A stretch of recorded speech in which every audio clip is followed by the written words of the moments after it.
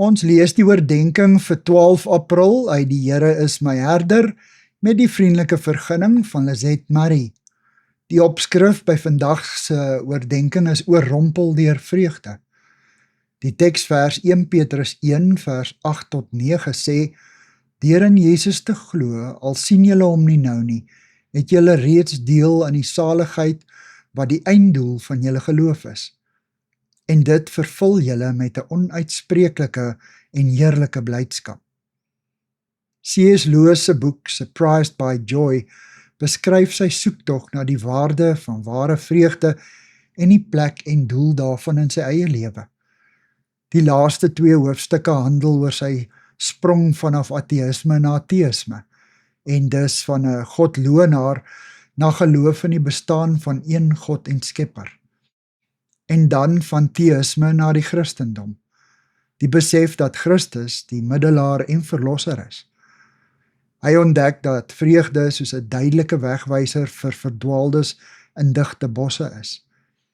Dit wys helder en presies die pad uit die bosse aan. Wanneer die verdwaalde egter uit die bosse en op die regte pad is hierdie wegwyser nie meer so belangrik nie. Dan word dit een van vele wegwysers langs die pad.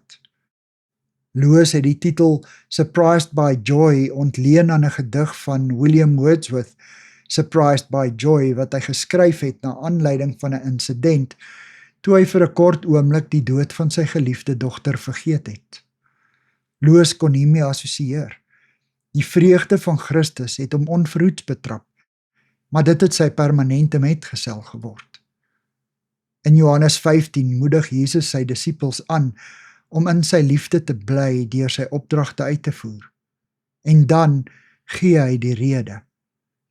Dit sê ek vir julle, sodat my blydskap in julle kan wees en julle blydskap volkome kan wees.